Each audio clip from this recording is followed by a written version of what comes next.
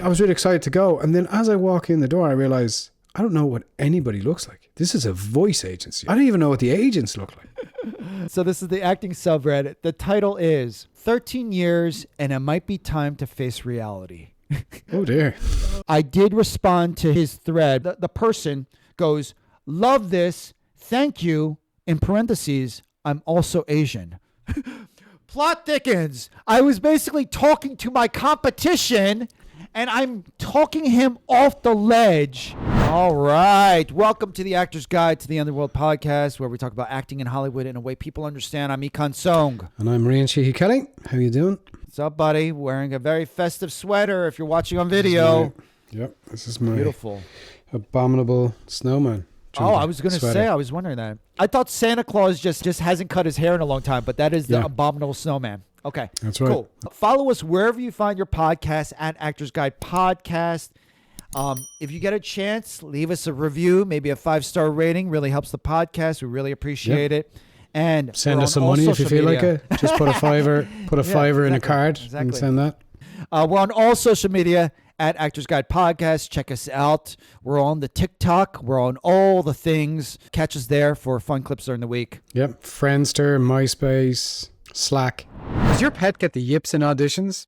Does your little friend literally shit the bed at callbacks? Welcome to the Royal Academy for Dramatic Barks, where your puppies will be trained by acting legends Ellen Barkin, Mark Ruffalo, and Sir Patrick Stewart. Sign up today. Just following up on our holiday episode, we talked about, hey, you're going to be networking a little bit. You're going to be at parties, dealing with small talk. And it's so funny because I happened to catch a couple holiday parties.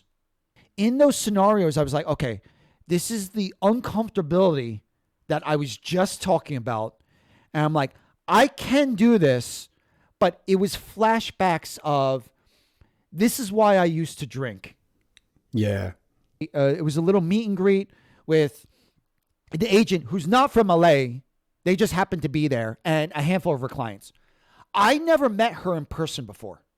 So this is also, it's like, hey, it's FaceTime. It's also a lucky opportunity. I don't know who's going to show up. I don't know how many people are there. I was just pushed through it. I was like, this is okay.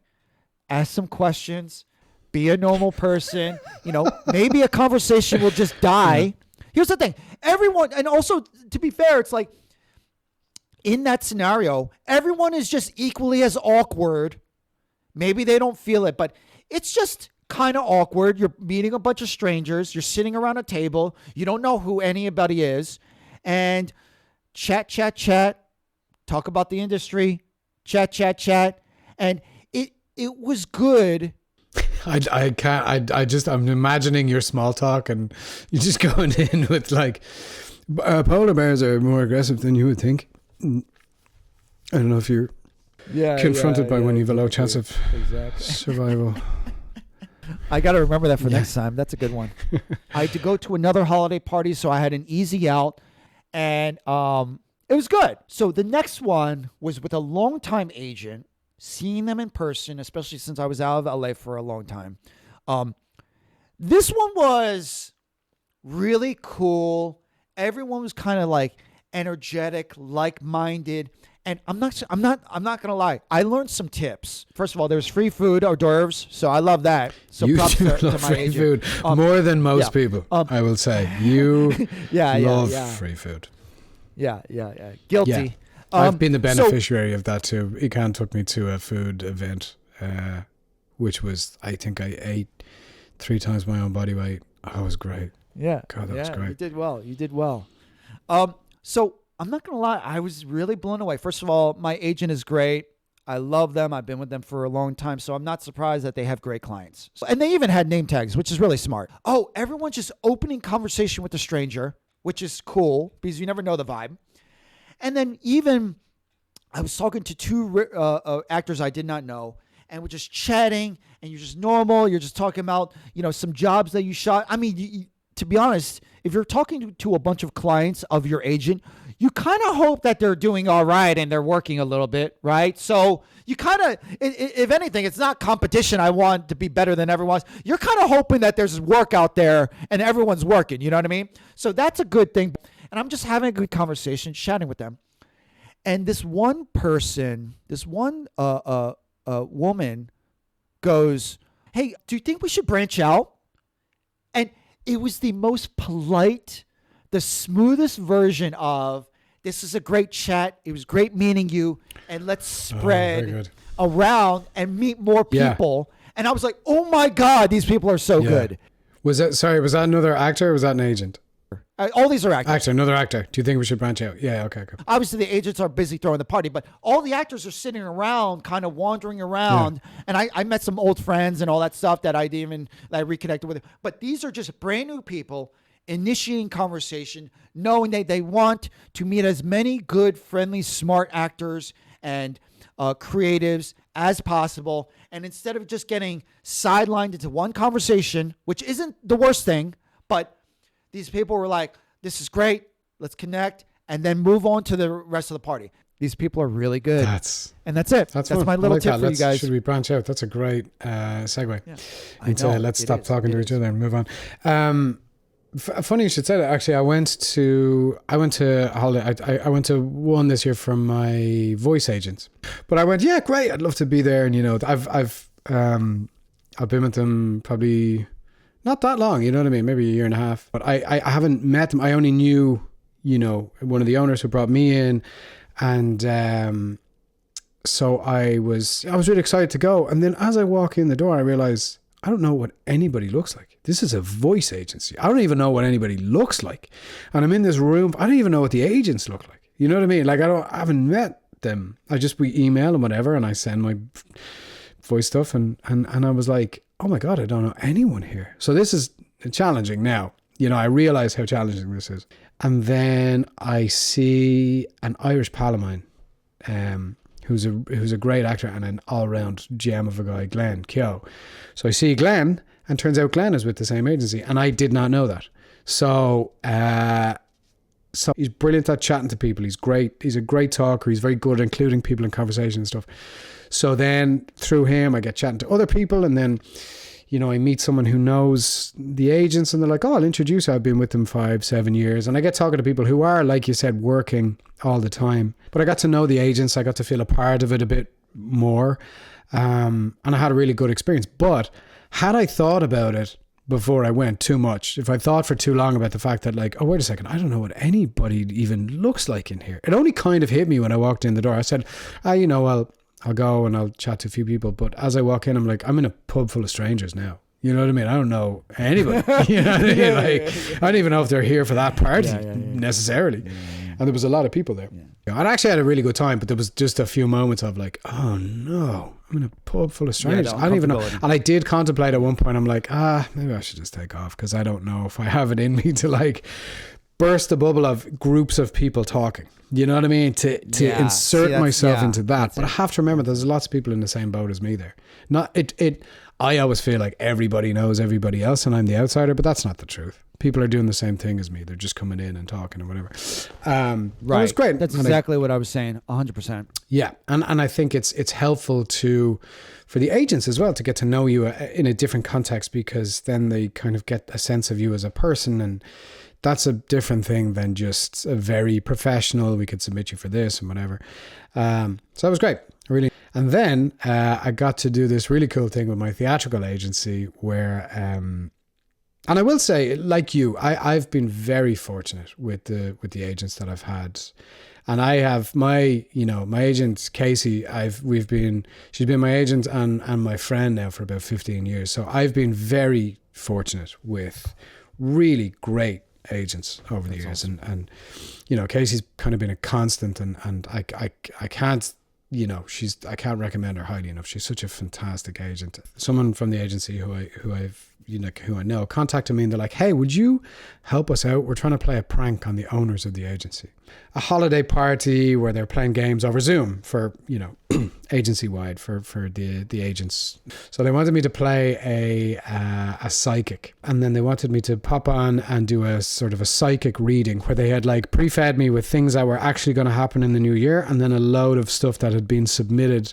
The name I came up with was Quailon, the Irish mystic, or the Celtic mystic. But it was a great way to kind of get to know more people in the agency in a very fun kind of way. So I had a blast.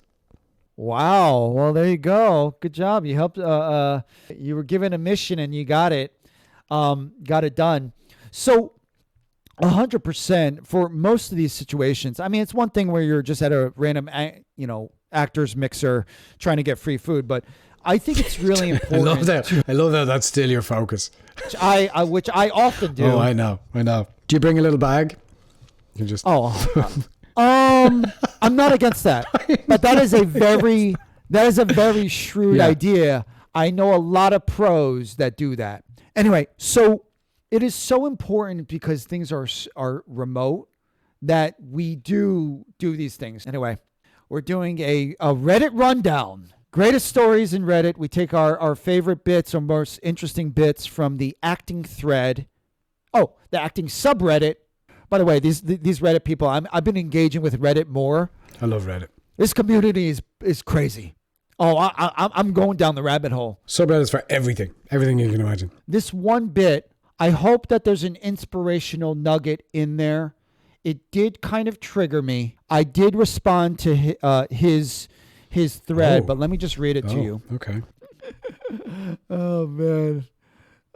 So this is the acting subreddit. The title is 13 years and it might be time to face reality. Oh dear. Here we go. I'm gonna get through this one. Sort of guess where this might be going. See this right. So I've been professionally pursuing an acting career for 12 years, going on 13. Started out very lucky getting into big rooms. I met the right people at the right time. Didn't take me too far as I was very green. I took a ton of classes, got coaching, representation, started to get momentum by merit. Then something happens that seems to set me back. Parentheses, COVID, strike. I've had agents at big agencies and boutique across the board, but I've only booked co-stars for TV. Many directors and producers have told me that they think I deserve so much more than I don't hear from them again. Ha ha. There's no humor in that. Ha ha. That's gritted teeth. Ha ha. More recent years, I've gotten few leads in indie movies and I book commercials, but I can't help but feel like maybe I'm just not that great. 12 years and not even one guest star to show for it. I know competition is fierce, but maybe it's time I face the fact I may not have what it takes, ? I've gotten maybe 3 TV auditions this entire year. I know everyone's journey is different, but I wonder how long has it taken others? Anyone else feel this way or have bumped into this? Is it because I'm not sending gifts to casting or standing out enough? It's not the gifts thing. That's for fucking sure. That's the post. Interesting. So where do you fall on this? It's very hard to comment on an individual's experience because I don't know anything about this person. I don't know what their demographic is. I don't know what age they are. I don't know what their gender is. You know what I mean? Like, so I don't know what market they're in even. I presume it's LA, but I could be wrong about that. So I don't know anything about their specific case. I do know that if they quit now, they'll never get a guest star. That's for fucking sure. I think that's probably the case for a lot of actors. And I think it depends on, and I understand it. Look, I have a lot of empathy for someone who's like, I've been banging away at this for 13 years. I haven't got more than a co-star. What the fuck am I doing? I think a lot of people probably feel like they haven't gotten to where they want to get. So I think if that's the case and you want to stay in it, you got to find another reason. You got to find another way to enjoy it. And you hear this from successful actors all the time. A shift in how they approach it, or a shift in mindset, or Bryan Cranston talks about it. There's a number of actors that I have seen talk about this that made the difference for them. So I think it's, one, great that you're in classes and coaching. Get as good as you can absolutely be and keep trying to improve. But I think you probably have to find another metric of enjoyment that's not placing your worth in what are the level of job that I have booked from this. You know, I've seen it from class. I get such an amount of joy from class at Leslie Kahn, and I get so much joy from people around me being successful as well. It's incredible how uplifting that is. It's incredible how inspirational that is, how it makes me see that anything is possible here. You're completely right.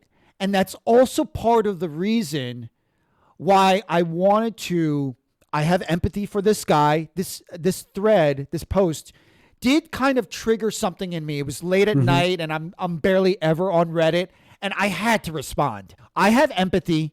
There was something that resonated with me in a deep way. For all the questions that you mentioned, all the things that he didn't mention, I also wanted to reach through the screen and wring his neck.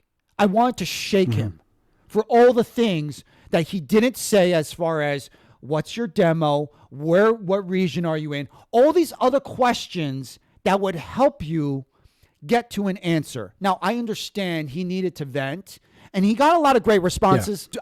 I was actually really nice to him. I say a lot of great responses on here. I'll throw another one in here that my teacher often says: don't quit before the miracle happens. Whatever that means to you. I've been in the game a bit longer and totally get it. There's so many factors at play out of our control, besides the fact that the industry is cratering in big letters. Sorry, I was trying to contain myself. I also might be delusional, but I don't think the size of the roles you book are an indication of your talent as much as it is of the market. A lot of it is your look. A lot of it is luck. I'm also an Asian actor. I have to deal with the market, how it comes, and that's the choice I make if I stay in the game. It's amazing how articulate I am at 11:30 at night. I also would really evaluate what it means to be good, in quotes, and have success. Are you in really challenging classes with great teachers who can evaluate where you are? I've booked a decent number of jobs, but biggest money have been commercials, majorly paying my bills. And I'm still wondering if I'm lucky or good, but staying in the game this long is a huge success in my book. That being said, I do many things. Start a podcast, create videos online to keep me busy. If you're sniffing around trying to find what you may be interested in, there's a lot of tools, but The Artist's Way by Julie Cameron might be a start. If something is out there you want to explore, definitely do it. The industry will be there. If there's part of life you think you're missing out on, go live your life. You don't necessarily have to quit. The industry will still be there. Now, I condensed That's pretty great advice. And thank you. I mean, that's it. I think it's pretty good too. Now, I want to dig into this whole thing as far as jobs are not in the level of your job is not an indication of your talent. Because I want to get into that. So the guy, I don't want to assume he's a guy, but the person goes, love this. Thank you. In parentheses, I'm also Asian. Plot thickens. I was basically talking to my competition that I probably see all the time in rooms, and I'm talking him off the ledge. What the hell are you doing? Yourself. Okay. Yeah. Anyway, so here I am. That's how nice a guy I am. Happy holidays, everyone. I'm talking to my competition, and they have a crisis moment, and I am here for you, talking you off the ledge. You don't know anyway, this is. You don't know it's male, though, right? You don't know this person's male for sure, right? Oh, that's a good point. So that's a good point. You're That's a good point. Not up against everyone of Asian descent. Exactly. Sometimes, and I'm still trying to understand this Reddit stuff, sometimes your answers are in your question. The things that you're leaving out, the things that you have a blind spot about, sometimes you're not looking for an answer to solve your problems. By the way, no one solved his problems. He did respond to everyone's response and say, yeah, I love that. Thank you so much. I didn't see any actionable things that are going to change this guy's mind. And this is the problem with advice. You give advice to a friend, chances are they're not going to take it. They're not going to take it, and they need to get to the point where they have no other choice but to try something different, and it has nothing to do with you solving their problems. Anyway, so tell me what your take on this is. So, by the way, he could be freaking a superstar for all we know. We have no idea. And this is the beauty of Reddit with this anonymous crap that I'm still trying to wrap my head around. Anyway, and I'll throw this in there just to get the started. Someone goes, it's all about perspective and what you want. I'm quite happy as jobbing as an actor. In 20 years, I've only had one guest star role. However, I work fairly consistently. I do what comes along, a day here, 3 days here, part of the ensemble. I'm happy to be working. If I landed a lead in something, I'd obviously be chuffed, which might be regional. I don't even know what that means. You don't know what chuffed means? It's not my... Pleased with yourself. Like, pleased. Oh, well, there you go. Irish? I don't know if it's Irish. I think it's probably British. Oh, It's British, but we would use it. Okay. So here's my. I have to do the side note of you were talking about British slang. So I texted Econ. Yeah. I texted him the phrase. Phrase in relation to. So he was like, "We can do this and this, and then Bob's your uncle." His response, and I don't know, I didn't realize how regional this is. Econ's response was, "Oh, is that for me? Who's Bob?" So for anyone who doesn't know, Bob's your uncle just means there you go, sorted. And I literally did not know if he sent that entire text to me by accident that he meant to send someone else. But I like the phrase. So here's my thing. Where do I start about you work so many jobs as an actor, as a co-star on real TV? Mm-hmm. Okay. Now, that being said, this person said most recently years, in and out of good agents, everyone. This year has been slow with the industry, the way it's been. That's understandable. So maybe they're just getting dinged and bored and a little anxious. This is a beautiful example of perspective and mindset. Yes. And I don't want to shoot down this pity party, but needless to say, there was a lot of people saying these are all huge wins. No one's going to make you feel better about yourself. They didn't say it like that, but this is where I'm getting at. You worked a lot of jobs, and the title of guest star and co-star, for those not in the industry, a co-star is smaller roles. A guest star is meatier roles, bigger pay.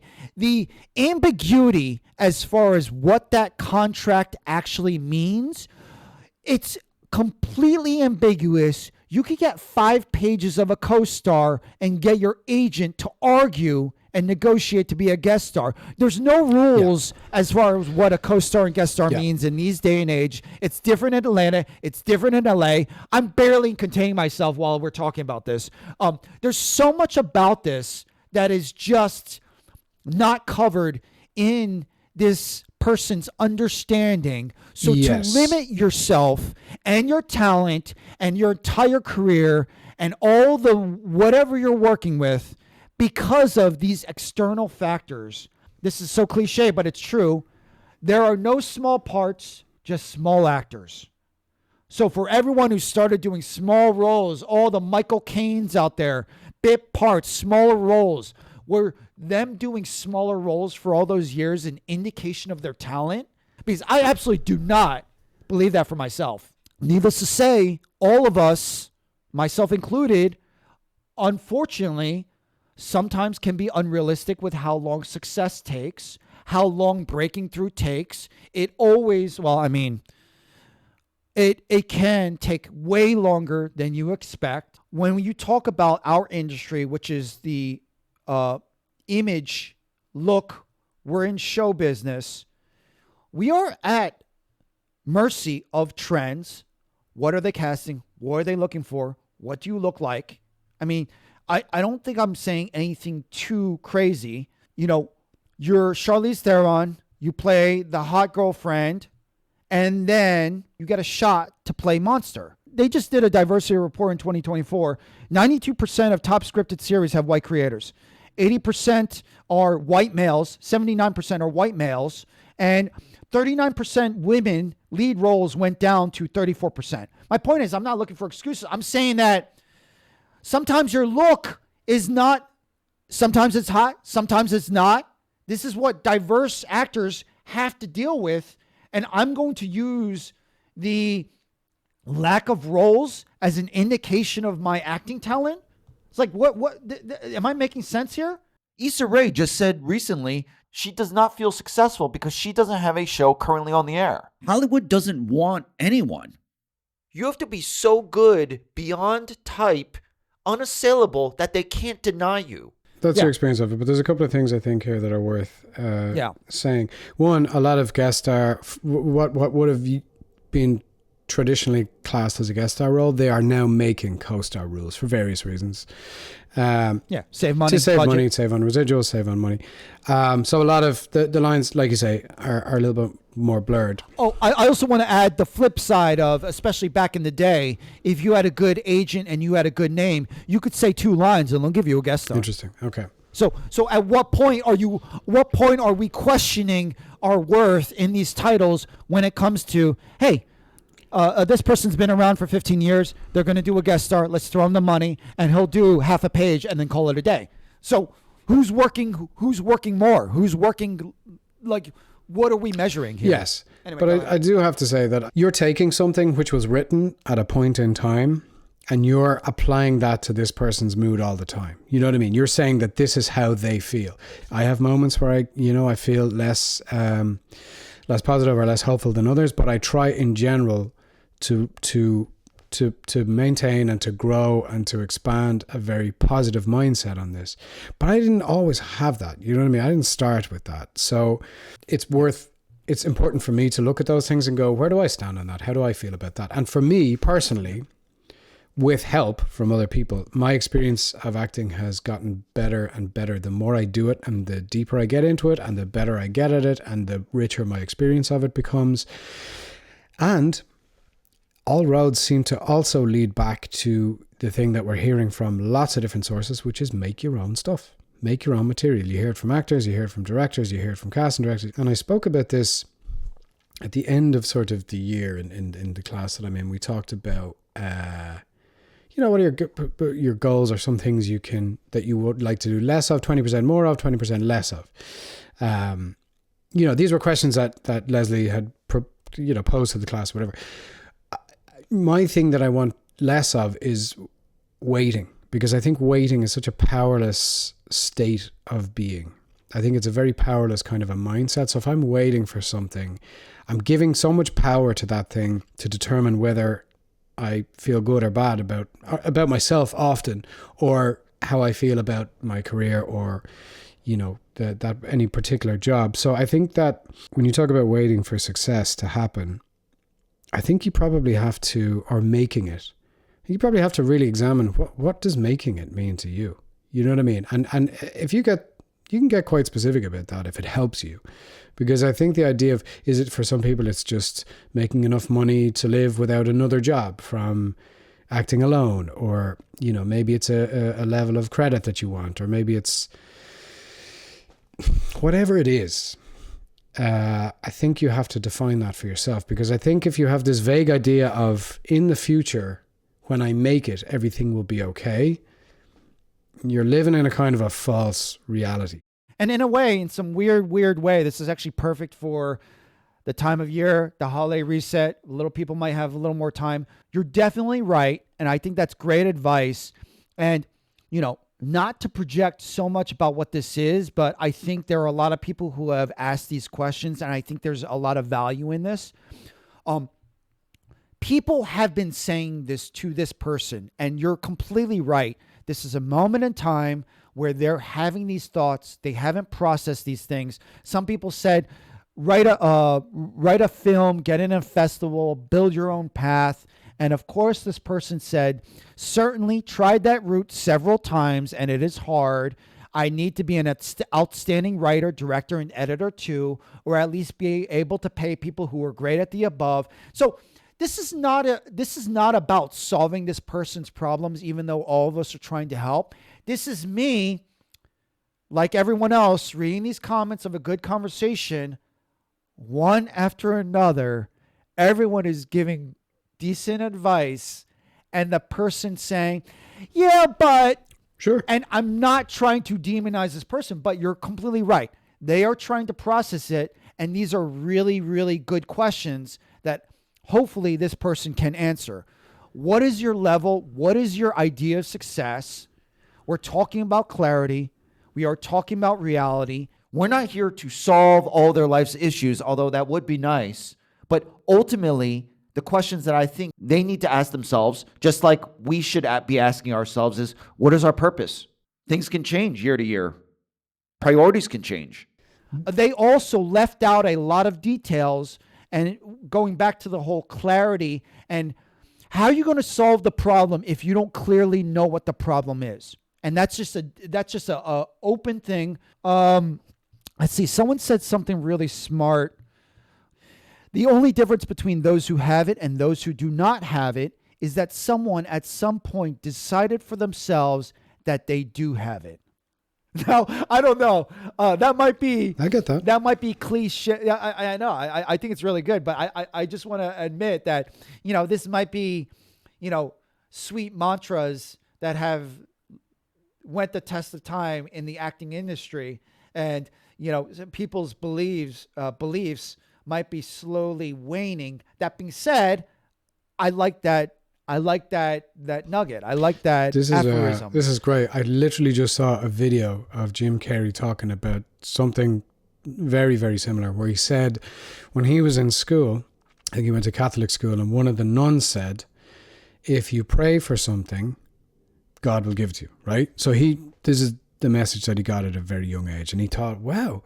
So he prayed for this bike that his parents couldn't afford, that he had no chance of getting, and he prayed for his bike, and I don't know, however many weeks later, he got this bike. There was a brand new, whatever type of bike he was praying for. So at a very young age, and I'm not commenting on the, the efficacy of that religious or whatever. Aspect? Yeah, or the religious side of that or whatever. But at a very young age, he got the message that you can sort of ask for what you want and it becomes reality. And he said my whole Hollywood career is that. It was created from thoughts in my head. And he famously has that story where he wrote himself a check for, I don't know, it was $10 million for acting services rendered, or $20 million, whatever it is. And then he got to that. Oh. He wasn't limited by the belief that, because when this person is throwing up resistance, and it is, I think that's all it is. It's just, but, oh, that's okay for you. I know people like that. I know people who are like, you'll tell them. I was like, I promise you, if you try this, because we've seen it work for our friends, and people will say, and they'll give an excuse, and that's fine. They get to have that excuse, but then that becomes their reality. That excuse becomes their reality. Yeah, but because of this, that's not okay for me. People will point to a lot of reasons why they're not successful. They'll blame the industry. They'll blame, we talk about this. They'll blame this as well. It's because of this. It's because of the strikes. It's because of this. Okay, great. But it's not going to be fair. So you can choose to do it or not do it. And I will say about this particular person, you can't save everybody. And maybe they're not supposed to be in this anymore. Maybe there's something else for them that will bring them more joy and more happiness and more fulfillment. So that's the other part of it too. Like, it's not everybody. 100%. Not everybody's cut out for this. And maybe it's time for them to move on and do something else. And what's that phrase? You can have your results or you can have your excuses, but you can't have both. Huh. I never heard of that before. Yeah, and I think it might have been phrased as, do you want to be happy or do you want your excuses? You can't have both. But that's the, I like that. That's pretty simple and pretty. That's pretty good. I like that. Okay, good. I'm glad I brought that up because that's a good one. There's another phrase that's not quite like that, but it's along similar lines where you'd hear it a lot in sort of recovery circles, but it'll be, do you want to be right or do you want to be happy? And that sort of pertains to, like, if you're having an argument with someone, do you want to win the argument or do you want to be happy? You know what I mean? Do you want to maintain a good relationship? Yeah, I definitely have heard that one. That one's a good one. Yeah, it's good for us to talk about it because it makes me examine what do I believe and how can I change or improve that. They have been doing something for 13 years, and it's a big question, right? Because let's be honest, do these skills, whether you're a working crew or as an actor, do these skills really translate? I don't know. So they're looking for a good side job. They're looking for something to do with their life. I don't know. They could be 25 for all we know. We have no idea. But my point is they're looking and trying to get guidance on, do I have it? How do I measure these skills that I've been attaining for 13 years? How would you answer that question? I don't know that I would do it. I don't know that I would. I don't know that I would evaluate my talent because I think it's a bit of an unquantifiable thing in those sort of metrics. I can look at my experience of my career and go, am I enjoying it? I also, get a huge buzz out of improving, getting more specific with things. So you wouldn't even ask this question of yourself. I don't. You would never ask this question of yourself. Look, I believe I have talent. There's no doubt there is some talent there. I to what level I'm not sure, but a lot of it's craft as well. This is exactly what I was trying to get to. Back to where I was coming from. The answer's in the question. And I think a lot of people can learn from you. I pray that people would feel the way you do. I don't even know if I feel what you do, but I wish I did. You wouldn't even ask yourself this question. You don't ask a fish, does it like to swim? It just does. You love the craft of acting more than this person. If someone could get to the point of loving what we're doing so much that we never have to answer this question, because to be honest, I probably have not even asked this question of myself either. If someone could get to the point where this question it doesn't even come in their head, God bless them, and they're a lot better off. Yeah, well, I'm glad you had a reaction to it like that, and I'm glad you brought it up, because it forces me to figure out what I actually believe, and the only chance I get to do that is usually when I examine it, or I'm forced to examine it, or talk it out with somebody, and it's not like I don't have doubts at times. Like I had a week there where I went for very recently, where I went for like a number of auditions for things, and I didn't get any of them. And at the end of the week, I was just like, what the fuck am I doing? You know what I mean? I'll ask myself, am I any good at this from time to time? But that's a very small percentage of my mindset, and my thinking. I have moments of doubt. I have moments where like, am I any fucking good at this at all?